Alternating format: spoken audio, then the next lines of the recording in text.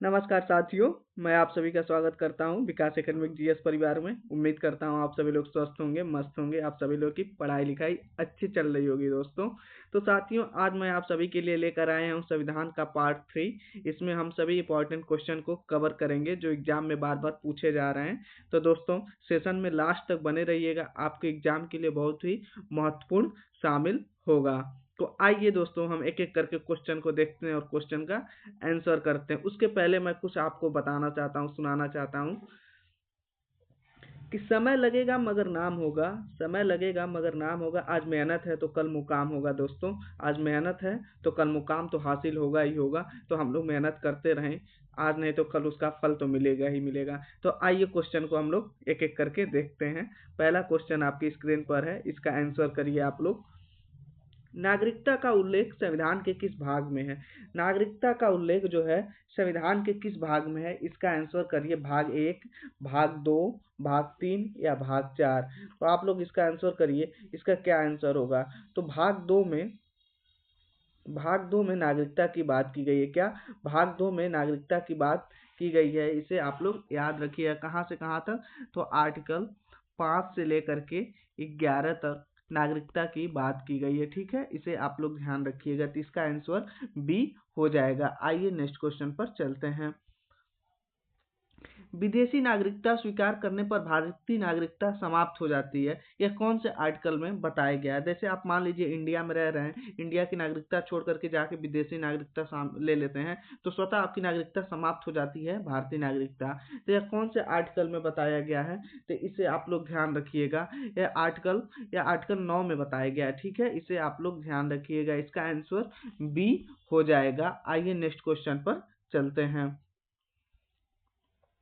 इसका आंसर करिए आप लोग। संसद को नागरिकता संबंधी कानून बनाने की शक्ति किस अनुच्छेद में दी है? संसद जो है नागरिकता संबंधी कानून बनाने की शक्ति किस अनुच्छेद में दिया गया? अनुच्छेद 5, अनुच्छेद 9, अनुच्छेद 10 या अनुच्छेद 11? इसका आंसर करिए आप लोग। इसका आंसर हो जाएगा अनुच्छेद 11। क्या हो जाएगा? अनुच्छेद। संसद नागरिकता संबंधी जो कानून बनाती है वो आर्टिकल 11 में से यह मिला है, शामिल किया गया है। जो 1955 का नागरिकता संबंधी कानून बनाया गया है, यह इसी आर्टिकल के अंतर्गत बनाया गया है। जो हम लोग को नागरिकता संबंधी कानून अभी तक भारत में चल रहा, कब बना था? तो 1955 में बना था। वो आर्टिकल 11 के अंतर्गत ही आता है। इसे आप लोग ध्यान रखिएगा। बताइए, इसका आंसर करिए। आज बहुत सारे इंपॉर्टेंट क्वेश्चन को हम लेकर के आए आप लोगों के बीच में। मुख्यमंत्री एवं मंत्रिपरिषद राज्यपाल को सलाह देता है। देखिए, जो इसका आंसर करिए, मुख्यमंत्री एवं मंत्रिपरिषद राज्यपाल को सलाह देता है, कौन से आर्टिकल के अंतर्गत? आर्टिकल 162, आर्टिकल 163, आर्टिकल 164 या आर्टिकल 165? इसका आंसर करिए आप लोग। इसका आंसर क्या हो जाएगा? बताइए, कौन से आर्टिकल के अंतर्गत मुख्यमंत्री एवं मंत्रिपरिषद राज्यपाल को सलाह देंगे? तो ठीक है, इसे याद रखे रहिएगा। आर्टिकल 163 के अंतर्गत, आर्टिकल 163 के अंतर्गत मुख्यमंत्री एवं मंत्रिपरिषद राज्यपाल को सलाह देते हैं। इसे आप लोग ध्यान रखिएगा। आइए नेक्स्ट क्वेश्चन पर। अटॉर्नी जनरल को संसद में बोलने का अधिकार किस अनुच्छेद के अंतर्गत है? अटॉर्नी जनरल को संसद में बोलने का अधिकार किस अनुच्छेद के अंतर्गत है? तो यह होता है अनुच्छेद 76। आर्टिकल 76 में क्या है? अटॉर्नी जनरल संसद में बोल तो सकते हैं, संसद में बैठ सकते हैं, बोल सकते हैं, लेकिन उनको मत देने का अधिकार नहीं है। इसे आप लोग ध्यान रखिएगा। मत देने का अधिकार नहीं है। क्या? मत देने का अधिकार उन्हें नहीं मिला है। ठीक है, याद रखे रहिएगा आप लोग। मत देने का अधिकार अटॉर्नी जनरल को नहीं है। और संसद के दोनों सदनों में बैठ सकते हैं, लेकिन वो मत नहीं देंगे। इसे आप लोग याद रखिएगा। आर्टिकल 76 में बताया गया है। आइए नेक्स्ट क्वेश्चन पर चलते हैं। भारत के अटॉर्नी जनरल से संबंधित अनुच्छेद कौन सा? अभी पीछे हम आपको बताए हैं। तो भारत के अटॉर्नी जनरल से संबंधित अनुच्छेद जो है अनुच्छेद 76 है। याद रखिएगा। इनकी नियुक्ति कौन करता है? इनकी नियुक्ति राष्ट्रपति करते हैं। ठीक है, या राष्ट्रपति के प्रसाद पर्यंत होते हैं। इसे आप लोग ध्यान रखिएगा। या राष्ट्रपति के प्रसाद पर्यंत होते हैं। आर्टिकल 76 में से आर्टिकल 76 इनसे संबंधित है, अटॉर्नी जनरल से। आइए नेक्स्ट क्वेश्चन पर। राज्यपाल की नियुक्ति किस अनुच्छेद में दी गई है? राज्यपाल की नियुक्ति जो है किस अनुच्छेद में दी गई है? अनुच्छेद 153, अनुच्छेद 154, 155 या 156? तो देखिए, अनुच्छेद 153 में कहा गया है संविधान में राज्यपाल की व्यवस्था की गई। क्या आर्टिकल 153 में क्या संविधान में राज्यपाल की व्यवस्था की गई है? ध्यान दीजिए इसको, संविधान में राज्यपाल की व्यवस्था की गई है। ठीक है, ध्यान रखिएगा, संविधान में राज्यपाल की जो व्यवस्था की गई है वो आर्टिकल 153 के अंतर्गत की गई है। और आर्टिकल 155 के अंतर्गत राज्यपाल की नियुक्ति राष्ट्रपति करते हैं। ठीक है, आर्टिकल 155 के अंतर्गत राज्यपाल की नियुक्ति राष्ट्रपति के द्वारा किया जाता है। और कितने वर्ष के लिए? तो 5 वर्ष के लिए किया जाता है। ठीक है, 5 वर्षों के लिए तो नियुक्ति की जाती है, लेकिन ये राष्ट्रपति के प्रसाद पर्यंत होते हैं। ध्यान रखिए, क्या राष्ट्रपति के प्रसाद पर्यंत होते हैं। यदि राष्ट्रपति को बीच में जरूरत पड़ी तो इन्हें हटा भी सकता है। तो यह बात आप लोग ध्यान रखिएगा। तो राज्यपाल की नियुक्ति आर्टिकल 155 के अंतर्गत होती है। आइए, मुख्यमंत्री तथा मंत्रियों को शपथ कौन दिलाता है? आसान सा क्वेश्चन है, इसका आंसर करिए। मुख्यमंत्री तथा मंत्रियों को शपथ कौन दिलाता है? तो मुख्यमंत्री और मंत्रियों को शपथ दिलाने का काम राज्यपाल करते हैं। ठीक है, राष्ट्रपति किसको शपथ दिलाते हैं? तो राष्ट्रपति पीएम को शपथ दिलाएंगे, पीएम को शपथ दिलाएंगे, मुख्य न्यायाधीश को शपथ दिलाएंगे। ठीक है, याद रखिएगा। और विधानसभा अध्यक्ष, विधानसभा अध्यक्ष अध्यक्ष का शपथ न लेकर के वो विधानसभा सदस्य का शपथ लेते हैं, इसे आप लोग याद रखिएगा। तो ये इनको शपथ कौन दिलाता है? तो इनको शपथ राज्यपाल के द्वारा दिलाया जाता है, इसे भी आप लोग याद रखिएगा। भारतीय नागरिकता अधिनियम कब पारित हुआ? भारतीय नागरिकता अधिनियम कब पारित हुआ? यह पारित हुआ है 1955 में। 1955 जो आर्टिकल 11 अभी हम पीछे बताए हैं आपको, आर्टिकल 11 के अंतर्गत ही संसद भारतीय नागरिकता संबंधित कानून बनाती है। वह कानून 1955 में बना था, जो भारत में अभी तक चल रहा है, इसे आप लोग ध्यान रखिएगा। प्राक्कलन समिति का अध्यक्ष कौन होता है? मोस्ट इंपॉर्टेंट क्वेश्चन है, समितियों में बार बार एग्जाम में पूछा जाता है। तो बताइए, प्राक्कलन समिति का अध्यक्ष कौन होता है? विपक्ष, प्रधानमंत्री, सत्ता पक्ष या राष्ट्रपति? तो प्राक्कलन समिति में पहले जानिए 30 मेंबर होते हैं। क्या 30 सदस्य होते हैं? ध्यान रखिएगा, 30 सदस्य होते हैं। दूसरी बात याद रखिएगा, कार्यकाल इनका 1 साल का होता है, कार्यकाल 1 साल का होता है। और सबसे मोस्ट इंपॉर्टेंट पॉइंट आप लोग नोट करिए, इसमें राज्यसभा के सदस्य शामिल नहीं होते हैं। क्या इसमें राज्यसभा के सदस्य शामिल नहीं होते हैं? राज्यसभा के सदस्य शामिल नहीं होते हैं, शामिल नहीं होते हैं, याद रखिएगा, शामिल नहीं होते हैं, याद रखिएगा आप लोग, राज्यसभा के सदस्य शामिल नहीं होते हैं। इसमें सिर्फ लोकसभा के सदस्य होते हैं। ठीक है, 30 सदस्य जो होते हैं ये सिर्फ लोकसभा के होते हैं। और इनका कार्यकाल कितना होता है? तो कार्यकाल 1 वर्ष का होता है, इसे अभी आप लोग ध्यान रखिएगा। और इसका अध्यक्ष कौन होता है? इसका अध्यक्ष सत्ता पक्ष के होते हैं। ठीक है, इसके अध्यक्ष की नियुक्ति लोकसभा अध्यक्ष के द्वारा की जाती है। क्या इनके लोकसभा अध्यक्ष के द्वारा इसको मनोनीत किया जाता है? किसे? प्राक्कलन समिति के अध्यक्ष के, और ये सत्ता पक्ष के होते हैं, इसे भी आप लोग ध्यान रखिएगा। तो इसका आंसर सी हो जाएगा। इससे क्या क्या सवाल बनता है? पहला सवाल बनेगा, इसका अध्यक्ष कौन होता है? तो सत्ता पक्ष के अध्यक्ष होंगे। दूसरा सवाल बनता है, इसके सदस्य कितने होते हैं? तो 30 सदस्य होते हैं। और तीसरा सवाल इसमें बन जाता है, इसमें लोकसभा और राज्यसभा दोनों सदस्य शामिल होते हैं? तो नहीं, इसमें सिर्फ लोकसभा के सदस्य शामिल होते हैं, इसे आप लोग याद रखिएगा। आइए इसका आंसर करिए। लोक लेखा समिति का अध्यक्ष प्रायः कौन होता है?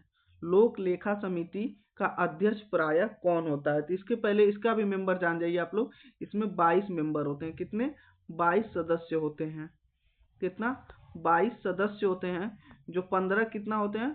15 लोकसभा से होते हैं, और क्या 7 इसमें राज्यसभा से होते हैं। ठीक है, ध्यान दीजिएगा, इसमें 15 लोकसभा से होंगे और 7 राज्य सभा से होते हैं। और इस समिति का अध्यक्ष जो होता है ना, इस समिति का अध्यक्ष कौन होता है? तो विपक्ष के सदस्य होते हैं। ठीक है, इस समिति का अध्यक्ष प्रायः विपक्ष सदस्य का नेता होता है, याद रखिएगा। प्राक्कलन समिति में क्या था? सत्ता पक्ष का होगा, और लोक लेखा समिति में विपक्ष का सदस्य इसमें अध्यक्ष बनता है। इस बात को आप लोग याद रखिएगा। दूसरा क्या याद रखिएगा, इसे प्राक्कलन समिति का जुड़वा बहन कहा जाता है। ठीक है, जुड़वा बहन कहा जाता है किसे? प्राक्कलन समिति का। यह भी आप लोग कहा जाता है, याद रखिएगा किसे? प्राक्कलन समिति का जुड़वा बहन कहा जाता है, आप लोग याद रखिएगा। आइए नेक्स्ट क्वेश्चन पर चलते हैं। अटॉर्नी जनरल को संसद में बोलने का अधिकार नहीं है, सॉरी, अटॉर्नी जनरल को संसद में बोलने का अधिकार है, लेकिन क्या अधिकार नहीं है उनको? मतदान करने का अधिकार नहीं है, प्रश्न पूछने का अधिकार नहीं है, समिति में जाने का अधिकार नहीं, या प्रस्ताव रखने का अधिकार नहीं है। तो अटॉर्नी जनरल को संसद, किस संसद को? किसी भी सदस्य में बैठ सकते हैं, लोकसभा में भी बैठ सकते हैं, राज्यसभा में भी बैठ सकते हैं, लेकिन उन्हें मतदान का अधिकार नहीं है, ठीक है? वो मतदान नहीं करेंगे, ठीक है? इसका आंसर ए हो जाएगा। अटॉर्नी जनरल को जो आर्टिकल 76 में इनकी बात की गई है, उनकी नियुक्ति राष्ट्रपति के द्वारा की जाती है। यह भारत सरकार के प्रथम विधि सलाहकार होते हैं, यह भी आप लोग याद रखिएगा। तो इसका आंसर ए हो जाएगा। भारत के अटॉर्नी जनरल की नियुक्ति कौन करता? अभी हम पीछे बता चुके हैं। तो इनकी नियुक्ति राष्ट्रपति के द्वारा की जाती है, मंत्रिपरिषद के सलाह पर, ठीक है? आइए नेक्स्ट क्वेश्चन पर चलते हैं। प्रधानमंत्री किसके प्रति सामूहिक रूप से उत्तरदायी होता है? मोस्ट इंपॉर्टेंट क्वेश्चन है दोस्तों, एग्जाम में पूछता है, आप लोग कंफ्यूजन होकर के गलत इसका आंसर करके आ जाते हैं। प्रधानमंत्री किसके प्रति सामूहिक रूप से उत्तरदायी होता है? राष्ट्रपति, लोकसभा, राज्यसभा या सर्वोच्च न्यायालय? तो जो प्रधानमंत्री होता है ना, वो लोकसभा के प्रति उत्तरदायी होता है, ठीक है? ध्यान रखिएगा। नियुक्ति तो इनकी राष्ट्रपति करते हैं, लेकिन यह लोकसभा के प्रति उत्तरदायी होंगे, यह ध्यान रखिए, गलत नहीं होना चाहिए। लोकसभा के प्रति उत्तरदायी होते हैं, ठीक है? तो इसका आंसर बी हो जाएगा। इसका आंसर करिए आप लोग। मुख्यमंत्री किसके प्रति सामूहिक रूप से उत्तरदायी होते हैं? तो फिर क्या हो जाएगा? राष्ट्रपति, राज्यपाल, विधानसभा या संसद? तो यहाँ भी क्या होगा? विधानसभा। क्या हो जाएगा? विधानसभा। मुख्यमंत्री जो है वो विधानसभा के प्रति उत्तरदायी होते हैं, इसे आप लोग याद रखिएगा। आइए नेक्स्ट क्वेश्चन पर।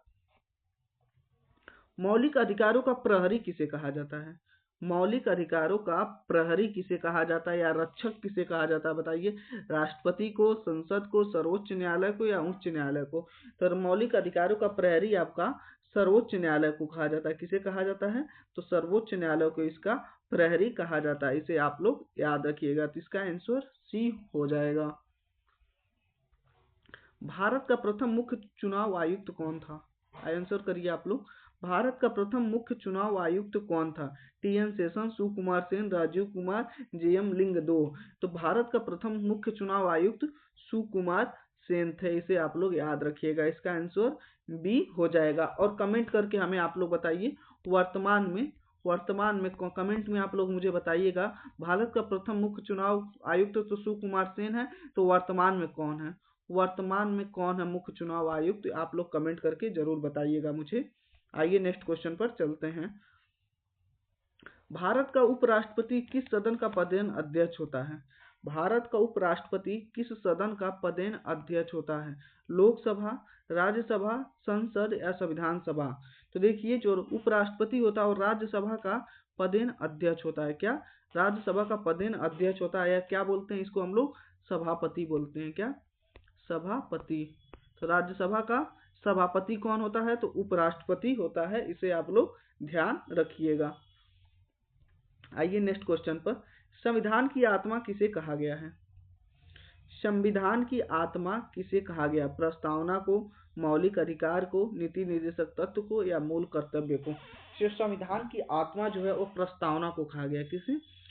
प्रस्तावना को, प्रेम्बल को क्या कहा गया है? तो संविधान की आत्मा कहा गया, इसे आप लोग याद रखिए। We the people of India, हम भारत के लोग, भारत की प्रभुता अखंडता जो बात की गई है कहाँ पर? तो प्रस्तावना में की गई है बात, यह संविधान की आत्मा कहा गया है। और डॉक्टर भीमराव अंबेडकर के द्वारा आर्टिकल 32 को संविधान की आत्मा कहा गया है, यह भी आप लोग याद रखिएगा। आर्टिकल 32 को कहा गया है बी.आर. अंबेडकर के द्वारा, ठीक है? यह भी आप लोग याद रखिएगा। आइए नेक्स्ट क्वेश्चन पर चलते हैं। सर्वोच्च न्यायालय के न्यायाधीशों की सेवानिवृत्त आयु कितनी होती है? सुप्रीम कोर्ट, मतलब सुप्रीम कोर्ट के न्यायाधीशों की सेवानिवृत्त आयु कितनी होती है? 60 वर्ष, 62 वर्ष, 65 वर्ष या 70 वर्ष, तो इनकी आयु होती है 65 वर्ष। ठीक है, सेवानिवृत्त की आयु कितनी होती है? 65 वर्ष। यदि हाई कोर्ट का पूछ लें तो आप लोग 62 ईयर करिएगा। ठीक है, 62 ईयर करिएगा, आप लोग ध्यान दीजिए। हाई कोर्ट के जज का जब पूछेगा तो 62 ईयर करिएगा, सुप्रीम कोर्ट की बात की जाएगी तो 65 ईयर करिएगा आप लोग। आइए नेक्स्ट क्वेश्चन पर चलते हैं। भारत में एकल नागरिकता की व्यवस्था किस देश से ली गई है? भारत में एकल नागरिकता की व्यवस्था किस देश से ली गई है? तो यह आपका ब्रिटेन से लिया गया, इसे भी आप लोग याद रखिएगा, यह आपका ब्रिटेन से लिया गया है। आइए नेक्स्ट क्वेश्चन पर चलते हैं। भारत में पहला संविधान संशोधन कब हुआ? भारत में पहला संविधान संशोधन यह आपका 1951 में हुआ था। तो क्या हुआ था? 9वीं अनुसूची जोड़ी गई थी, 9वीं अनुसूची जोड़ी गई थी, ध्यान रखिएगा। 9वीं अनुसूची जो भूमि सुधार कानून से संबंधित है। ठीक है, जो भूमि सुधार कानून से संबंधित है। प्रधानमंत्री का पद किस देश की प्रणाली पर आधारित है? प्रधानमंत्री का पद किस देश की प्रणाली पर आधारित है? तो ये ब्रिटेन की प्रणाली पर आधारित है। तो इसका आंसर सी हो जाएगा, इसे भी आप लोग याद रखिएगा। आइए नेक्स्ट देखते हैं। तो दोस्तों आज का सेशन यहीं पर समाप्त होता है। उम्मीद करता हूँ आप सभी लोगों को सेशन पसंद आया होगा। तो लास्ट में हमें आप लोग कमेंट करके जरूर बताया करिए कि सेशन कैसा लगा। आप सभी लोग पढ़ाई लिखाई अच्छे से करिए। मैं आप सभी लोगों को धन्यवाद, नमस्कार।